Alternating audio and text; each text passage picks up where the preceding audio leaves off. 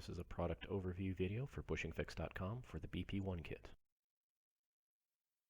This kit fits the inside of several different vehicles near the shifter.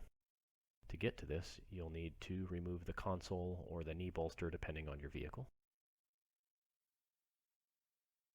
There are several different cable styles it goes in. You can use the installation driver that's included with the kit. It makes it a little bit easier, but it's not necessary. It's also helpful to use that driver to push the bushing onto the pin after it's been installed into the cable.